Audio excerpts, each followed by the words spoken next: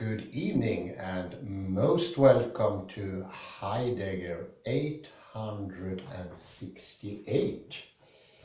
It is going hastily towards the 900. And today I will make another little bit easier lecture and take the heavy stuff tomorrow. I will try to show through four important philosophers the idea of division and mirroring. I will here add a name that is maybe not so famous as well, to add an extra spice. I also prepared a soup which I put an extra spice into. And I think it's important to let the ordinary life always reflect itself into the thinking life.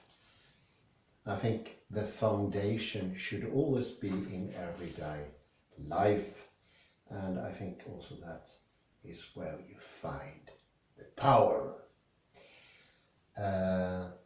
I call this lecture the letting off of fixation and standstill. How do we get rid of this much perceived standstill in literature, in intellectual life, in science, in modern society, which most people call the dread of the modern age, and this boredom that is coming down on us, and where thinking doesn't really matter. That would be a subject of another lecture, but we know that a couple of centuries ago thinking was most important.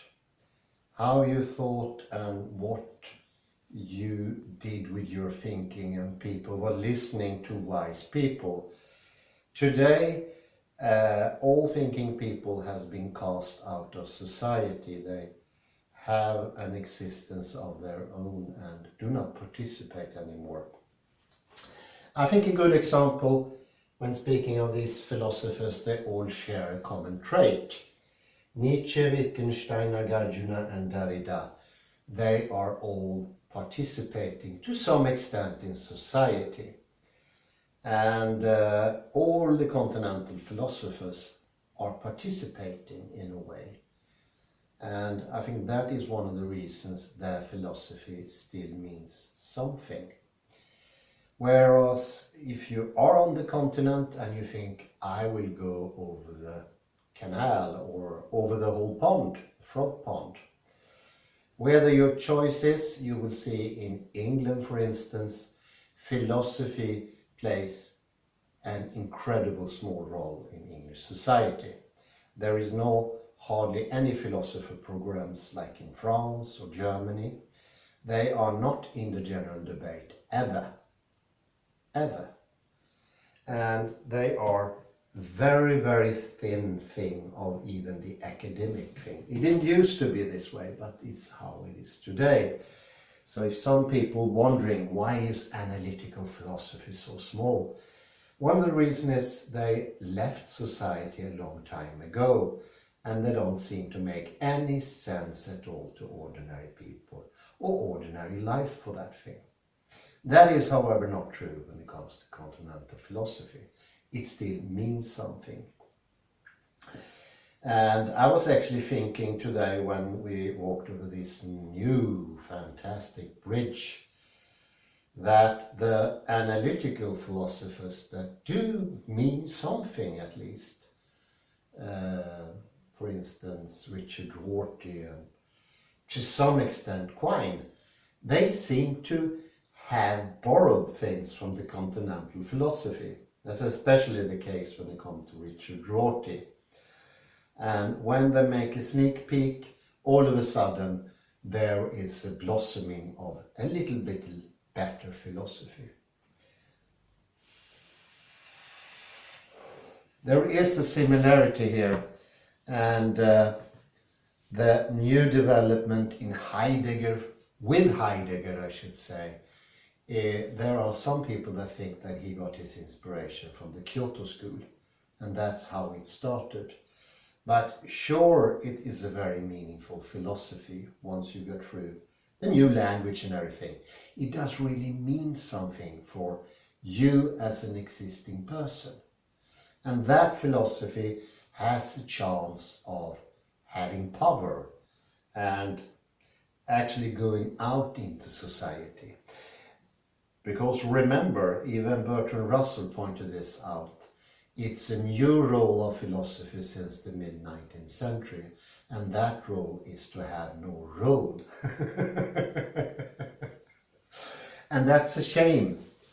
The whole project seemed to be stillborn, but it wasn't always so. It is a new thing. That said, as an introduction, let's get into the thing before this falls down completely. These philosophers, Nietzsche, I would say he started the continental trend. There were a philosopher before in Europe, and it was called idealism, with Hegel and Kant, for instance, as one of the proponents.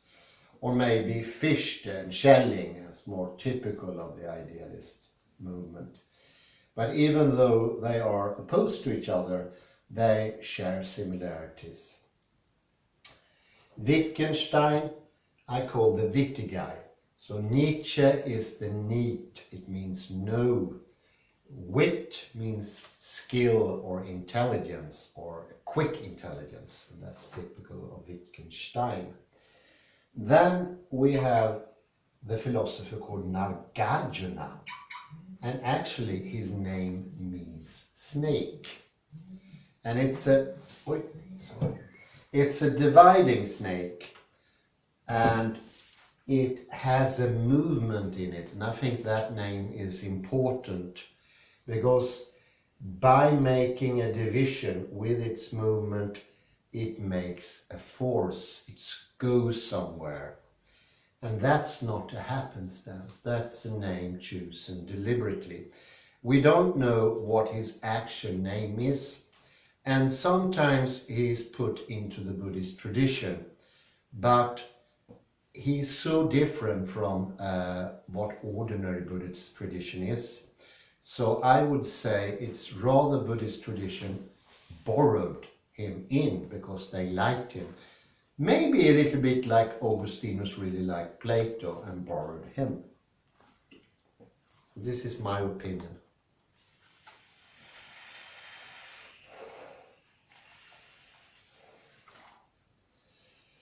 One could say this way, that Nagarjuna see common experience as a sort of a linguistic construct. He employs a method of rigorous analysis, and he uses language to remove delusions created by language, which reveals that the using language is common sense categories through which we divide the world are inconsistent and self-contradictory. He does not try to replace one set of concepts with another, for it is precisely in letting go of all views that wisdom and peace are attained. I would say that is a very short way of putting him, but I would say it's an exception of division, but it's also an acceptance that the dividing things could be a whole. And it's a little bit like standing on two loose ice blocks or something in the middle of a river. Once you stand on one, you feel safe, and once you stand on the other, you feel safe. But standing on both at the same time, having both contradiction playing at the same time, it feels unsafe. And letting go of sticking to just one, that's his teaching. Because when you have the both, you gain balance. And I really like this because it has direct physical consequences. This is actually how you attain balance in your body. Having two opposing sides that are usual intellect does not accept. This is what causing the inconsistency in our balance. So those things are incredibly closely connected. And I think it's very interesting, this connection, because it gives two grand things. The first thing I almost ventured into earlier, the two previous lecture, is the by giving up the body and taking it away from the scene, we get dependent on the body.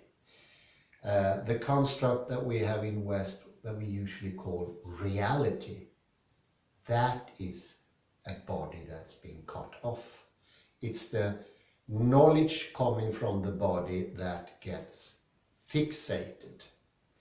And by doing so, the intellect becomes the slave of the body and not the other way. So although we wish the intellect to be above the body, we manage to do exactly the opposite. We let the body show the way, and the body becomes this fixated idea of a reality that doesn't move. What the Nagarjuna is trying to do is letting the intellect into the game once more. And the only chance of doing that, and I completely agree here, is letting the two sides exist at the same time. And of course, that is a matter of a lot of acceptance and letting go of ideas of what balance is, and also letting go of the old way of having an exterior world. Listen to this. In order to make sense of the world, we divide it up in various ways. That's absolutely true. One basic way to do this is to make a distinction between a thing and what the thing does. The man went for a walk. Another important distinction is between a thing and its attributes. The man was tall. Nagarjuna focuses on precisely these distinctions because they play an important role in causing what Buddhists call dukkha, or suffering. I would call this more fixation and standstill, because that rhymes with the words we've been using before. One of the first things labeled and the most existentially troublesome is myself. When we are born, we are giving a name, and as we grow up, we learn to think ourselves as things that self-exist. Like other things that we learn how to name. In this way, I gains a sense of permanent identity that persists through the various activities I do. But we also can't help noticing that objects are impermanent. They originate and they eventually disappear. This is bad news for my own identity, caught as it is in the tragic incompatibility between my sense of self as something unchanging and the awareness of the inevitable fate that awaits it, its dissolution of the self. This is very similar to the standstill world. When we cut off the body, we get this permanent world that is static, out of reach for our intellect. The intellect becomes handicapped because it cannot change the world. What it does instead is to investigate the world. Here you have empiricism, here you have also idealism. They are both ways of investigating either an outer world or an inner world. But it's already made, already finished out there. And I think this is a very clear way of showing the hierarchy. The intellect is lower than the things outside. And the only task for this poor intellect, it's almost like a servant, is its duty to investigate the world and find out what is out there, to term it, to maybe give it a definition. What poor intellect, I have to say. It's nothing short of slavery. And it cannot be true either. It's obviously wrong. But it's very hard to get rid of this idea of the outer world that is stable, it's fixated. And that quest is also a fixation and a standstill. The intellect doesn't go anywhere and there's no progress. Nothing happens. We don't learn anything more. And the little we learn, we stick to as it's a fire around us or something similar. But this knowledge we gain, it doesn't give us the sustenance that we need. It doesn't enrich our lives, because our lives is supposed to be something completely different. Our bodies is supposed to be something completely different. Our health, our balance is not to the point. In the end, the domain is so small, it's nothing. And of course, if we cut everything off, what we say is going to mean very, very little. That's the fate. I don't think anybody can doubt that of analytical philosophy, because they are more or less laughed at. Not from other philosophies, but from other people. It's an immensely hard fate to take, or yeah, it would be. Well, he continues, you can see in the life story of the Buddha, and that reveals a Buddhist path that was inspired by this very problem. And it offers a way to resolve it. Language is intimately involved in this transformation, because it is with language that the world is divided up. And our sense of self's constructed. Nagarjuna deconstructs our unexamined belief in the reifications of language by revealing the contradictions that plague it. Awakening involves realization that linguistic categories, including the I, do not refer to real things but are empty constructs. And I usually take a different approach. I don't look at the I rather like to look at the outside construct. But they mirror each other. They go hand in hand. The outside world with its stability and its fixation has at its twin our self-idea. Remember Descartes, who made an equation between what he was thinking and what he was. So if he looked at the chair, he was the chair. You see, it's very, very flat. There is nothing above that could be a reflection, because that was for Descartes something impossible. It did not allow, his logic or pre-logic wouldn't allow self-reflection. And he equalized his soul to thinking about things. That's a pretty gruesome reduction. And of course, impermanence is built into that. There is not a grain of whatever Descartes was thinking who could have believed he would remain after death, for instance. He was tricking himself to believe anything else, because he constructed himself based on things around him. Things that were already constructed to be impermanent.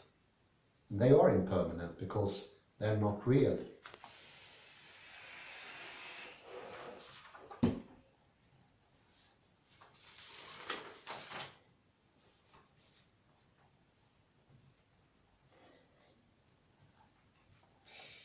Given Western philosophy's turn toward examining the role of language in shaping experience. That turn was made in the beginning of the 20th century. Can one find in it, as in Buddhism, an acknowledgement of the possibility of a profound spiritual liberation? There is one, and this is my first continental thinker, Friedrich Nietzsche, and he was the first one to sort of emphasize the deceptive workings of language. In his book Human, All Too Human, published in 1878, he wrote, "Through words and concepts, we are continually misled into imagining things as being simpler than they are, separate from one another, indivisible, each existing in and for itself. A philosophical mythology lies concealed in language that breaks out again every moment, however careful one may otherwise be." And one could say in that very paragraph lies the start in the linguistics turn. It sounds very cold to say linguistics turn. It's much more interesting than that. The turn to language is actually a revival of Western philosophy. It's a vitamin injection coming from Nietzsche himself. Well, he is the grandfather of all continental philosophy, no doubt. Poor guy as well. His life was gruesome. I'm going to get back to that a bit later here. A philosophical mythology lies concealed in language. I think it's a good start, and like Nagarjuna, Nietzsche realized what this implies about the self. Another quote from Nietzsche, from Human, All Too Human. "The subject is not something given, it is something added and invented and projected behind what there is." For Nietzsche himself, the human being is something unfinished, mired in self-delusion, unconscious drives, and moral resentment. But one can, by rising above this and giving creative expression to one's character, experience the freedom of the Übermensch that we can become and should become, according to Nietzsche. And I have to add here, and nota bene, very important, the Übermensch that Nietzsche was referring to has nothing to do with the later Nazi construct, the Übermensch. Not at all. That's a very sad development, and it involved the horrible sister of Nietzsche. But there is no connection there at all. The Austrian thinker, let's get to the next one, Wittgenstein, the witty guy, who became the most important figure in 20th century philosophy, critiqued ways of thinking that tried to explain the world abstractly, whatever that means, by letting go of nonsensical metaphysical explanations, including the metaphysics built into our ordinary use of language. We might, he said, come to experience the world in a more deeply spiritual way and with a greater appreciation of its mystery. I have to note a lot of things there. It's partly correct to say that, but Wittgenstein was one of the very, very few philosophers in the 20th century who was deeply spiritual. He never mentioned a lot about that. And the reason being, sort of, in a nutshell, is that once you get rid of this fixation and standstill, it's just out there, out in the world and inside of yourself. I think that what Wittgenstein mentioned. This is actually from Richt, but it's excellent to take somebody who have a partial understanding of Wittgenstein. I think it's a much more to it. It's a bit like once you understand you are subservient to something that is oppressive almost. Well, it's a big limitation anyway, and it doesn't add up with a flowing, creative, thinking person. It's the death of thinking. And I think Wittgenstein was through this death of thinking himself, because in a way he actually went further than anyone else. In Tractatus, you almost get like a little bit scared when he equals words with the world out there. Says for every word there is a thing in the world, and they were completely separated. And there's no doubt, if you read about the life that Wittgenstein had before Tractatus and about 20 years after, he was suffering. And once he got rid of this fixation, he was thriving. He was a different person in all instances. Actually, people who saw him didn't believe it was the same person at all. Not that he was like a hunchback before, but he was brilliant and he was shining and he was not as self-concerned. So I think there is a liberation hidden here. And it's not only liberation of the outside world, it's a liberation of thinking itself. It is the possibility to have a thinking life. And that is not a small business.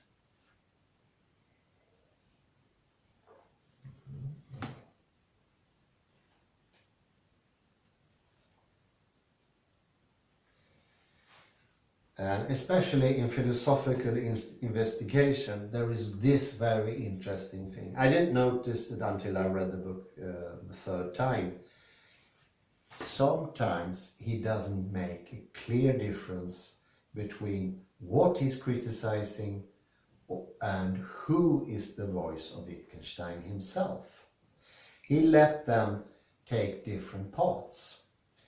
I thought the first time the whole critique is like superficially of Augustinus, but obviously that is not true. And it's rather he's criticizing himself. But then I realized sometimes he takes it the other way around. So it's Wittgenstein who's criticizing someone else. And that is in itself very interesting. And I think that is part of the technique of letting go. Not be so fixated from an originator or an original author or an original voice, because that is a fixation in itself. And when we come to this technique of the language game, we should call that a technique, that is very close to Nagarjuna. Nagarjuna tried to relieve limitation and the stress there's in language, and Wittgenstein analyzes some of the various language games we play, demonstrating that language does not simply represent an objective world. That's the earlier Wittgenstein. And when we think that language merely expresses fact, and that every meaningful expression must be referring to something in the world, we become trapped in and by the concepts we use. It's necessary, he tells us, to battle against the bewitchment of our intelligence by means of language.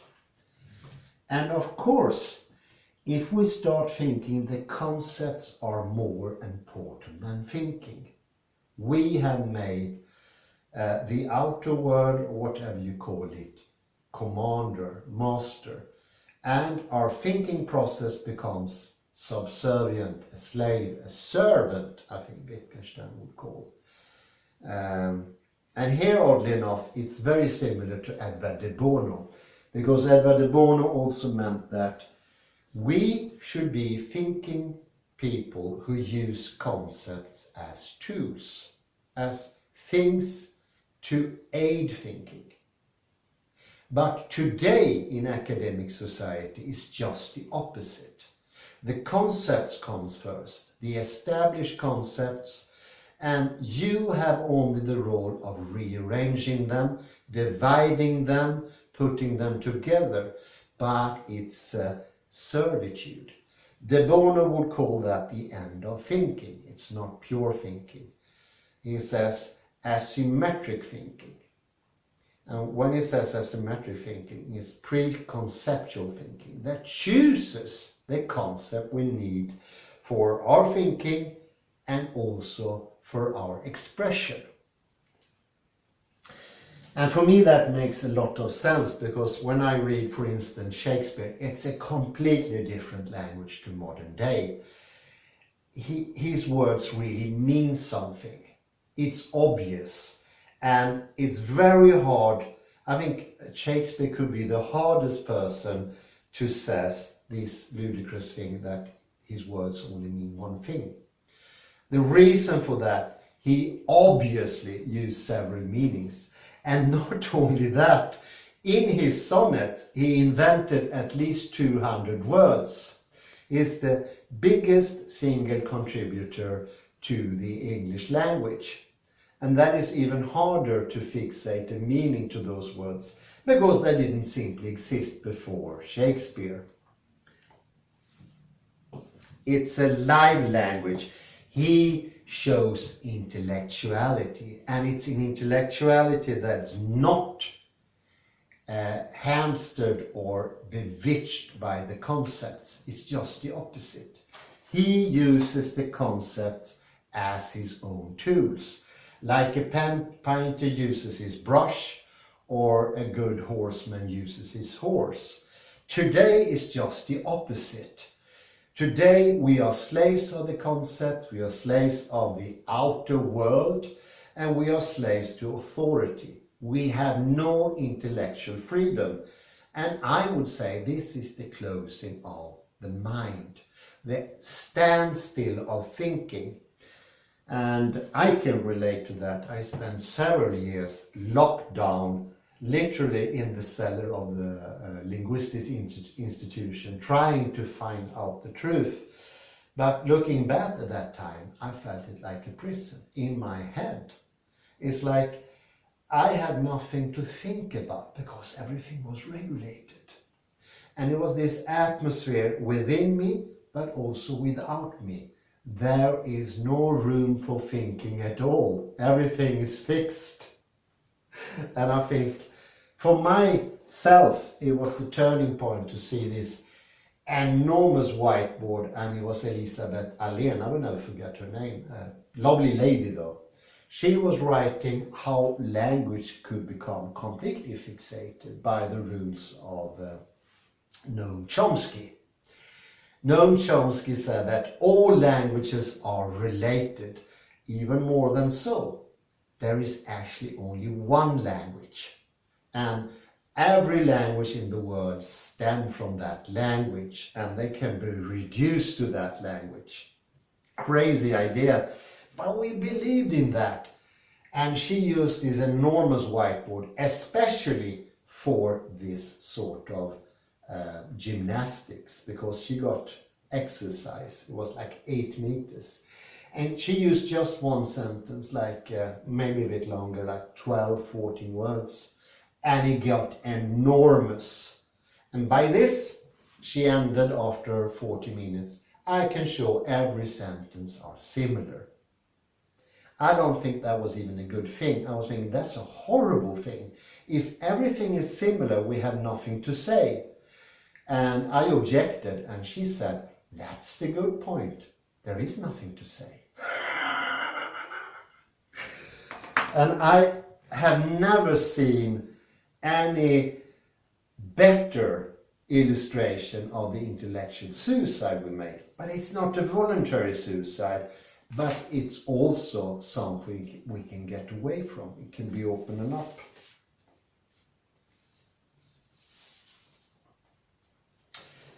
The Western thinker that is most compared to Nagarjuna the snake is actually Derrida. There is at least 4 books, and I don't know, like 30 articles comparing the two. It was a comparison that I really like. Jacques Derrida himself never liked. Derrida thought that Eastern philosophy was mostly logocentric.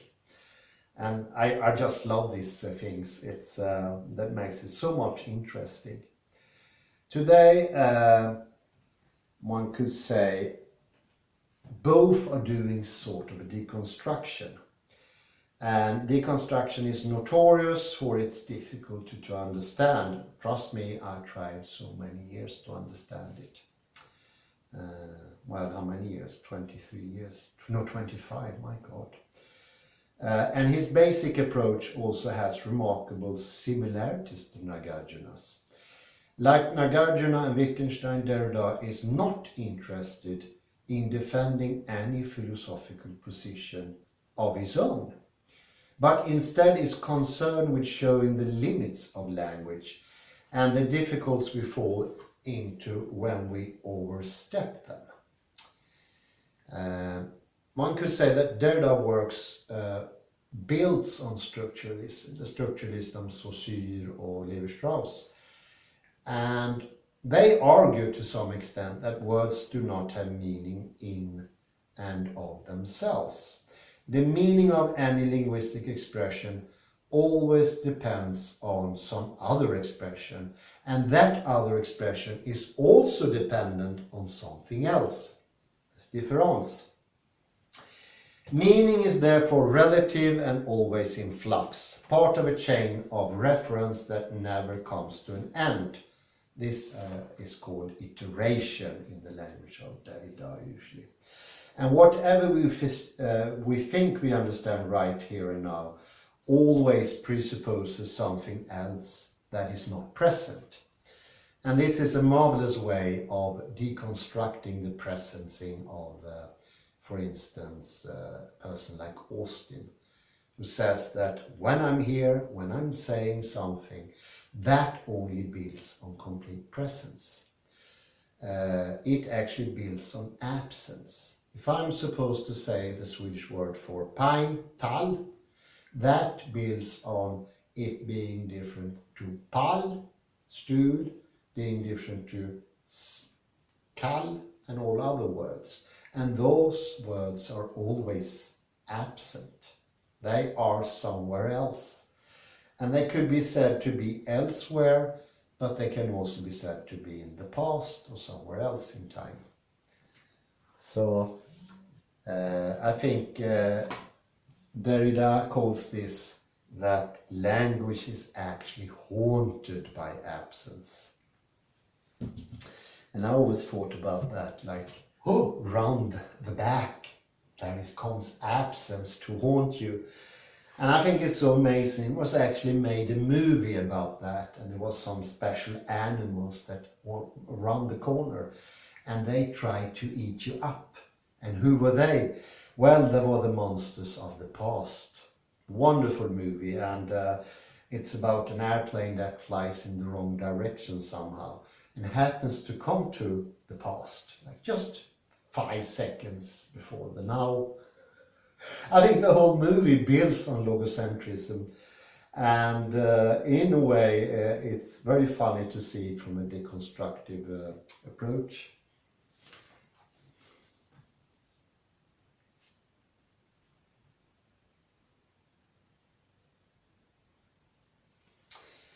Simple thinking, a simple example could be that we often in our daily life get caught in antithetical concepts like good and evil, bad and good.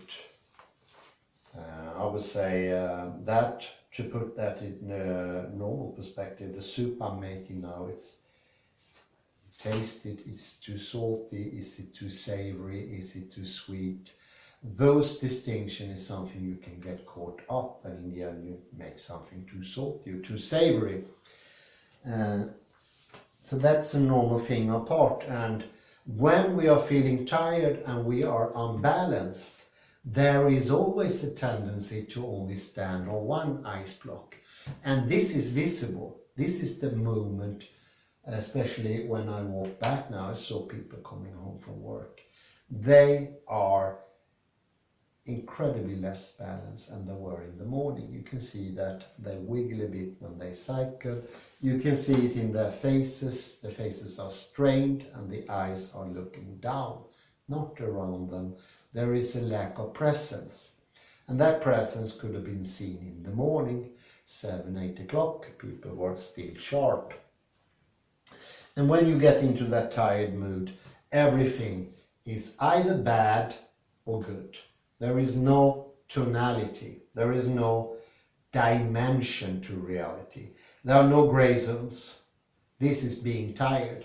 But that is also being fixated and having a standstill. So it's not so much that one part is true and then the other part. The idea is to see them as opposites, doing their work as tools for our intellect, but also being able to encompass the both at the same time. And that's another reason why the intellectual life is not sharp enough. Because if you don't allow both to exist, you cannot be very definite. That's an interesting fact that especially Derrida points out, that we don't have a clear language anymore. We don't determine anything. That was also a thing of the past, because the more you encompass both, the more you can be specific, and the more you can show exactly what is contradictory.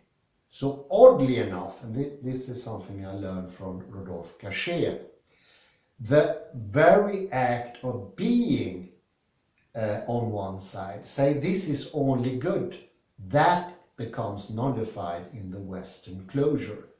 And that never happens anymore. So we jump from one side to another and we never are determinate. That's a very interesting effect of this, what can you say, this lack of fluidity between the contradictions. It's never about letting the contradictions disappear. Never. Never, ever. I have to be clear on that. Derrida's own term to describe the relativity and indeterminability of meaning is difference, and the way difference functions in his philosophy can be compared to how Nagarjuna used the word shunyata. He has a special word, yeah, shunyata. I think shunyata is one of the reasons so many people compare the both, because to 80% shunyata works exactly as difference, oddly enough, maybe 90%. And the usual translation of shunyata is emptiness, but that doesn't really make any sense to my words, but well, could be used as a start. Well, Derrida himself emphasizes that difference doesn't refer to some specific thing. It is merely a conceptual tool useful for describing how conceptual meaning is never quite settled, but always deferred. And when he says it's not settled,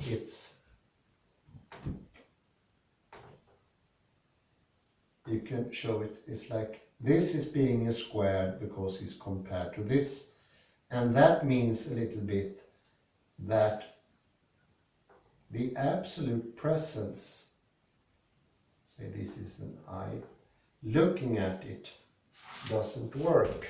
I think that maybe is the idea of the analytical philosophy. That person look at the square and recognize it as a square. But we need, for us to understand it's a square, we need a triangle and we need a circle. And that means that the meaning is slightly out of direction or focus. It's deferred. So it's actually sort of a movement here. Be shown this way maybe. And the metaphysics of presence is to only have this, and this I, or whatever it is, has the full presence of being now and here and just see.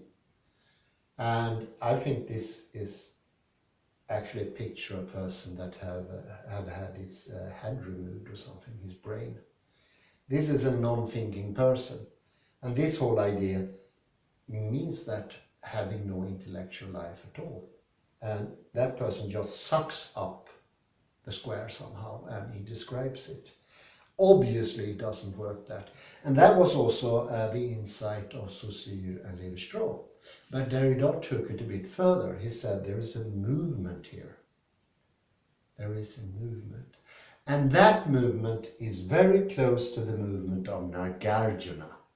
Because having these differences makes for a movement in language, and it also makes for a movement in your bodily system at the very same time. Concepts and body are not that different. Actually the same thing. And this movement is oddly enough the same as something we discussed earlier. I think so, the Kundalini. It's referring also to the force in our back. Or the ki, as the Japanese say, or the chi.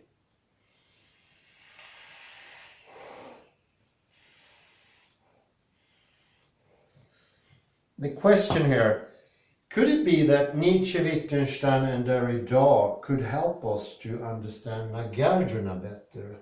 Or the opposite, Nagarjuna can help us to understand Nietzsche, Wittgenstein and Derrida?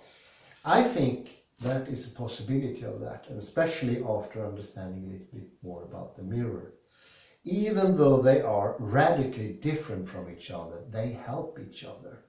Because their takes are so incredibly different. And thanks for them being so far off from each other. It's like, well, at least in the example Nietzsche and Wittgenstein, even though they were both speaking German, they are incredibly different. They're different as people, they're not influenced by each other. And I think that helps because you get a fresh view, and that's what I felt from Wittgenstein. I read, in my personal experience, I read Derrida for several years. And then I took it a little bit more easy, it was my down period. And then I read philosophical investigations. And in the beginning, I read it before a little bit, like briefly, but that time I read really thoroughly, just because somebody said it was a similarity. Well, there is a similarity, but when it comes to how the book is structured, it's so different. And I was actually in shock. But that shock led to something good. It made me understand Derrida better somehow. I don't know why, but something got shaken in my interior thanks to Wittgenstein, and it was a sort of this release, a bit of relaxing of those tendencies that are the fixation and the standstill. And I would say the standstill is usually out there, whereas the fixation is in the body. You get fixed. And you literally only stand on one leg or think the ground is more important than the sky. But they are both needed. And once you understand that, you immediately get this desired balance. And in the end, you don't even have to desire it. You just send your thoughts to the ground and to the sky at the same time. And that's taking in both sides. And this is one of the reasons I really like this name, Hatha Yoga, because it brings one difference to another difference. They are let to be completely different, having their own personality to 100%, something you don't find in Western language today. Then nothing is definitely different this time. Everything is like mixture and moisture of everything, homogeneous. Nobody say anything any longer. Nobody has any views any longer. And the second thing, they are mysteriously almost the very same thing. So in order for something to be different, it sort of has to be the same. And that these philosophers without a doubt share. And they also show us the way out of the jar, as Heidegger says, the way out of this fixation. And just talking about that, I feel a little bit lighter, a little bit more happy, even though it's very late. I think that's about enough today. I say thank you very much for your patience, and I wish you a very pleasant afternoon, night, I should say. Bye bye. Thank you.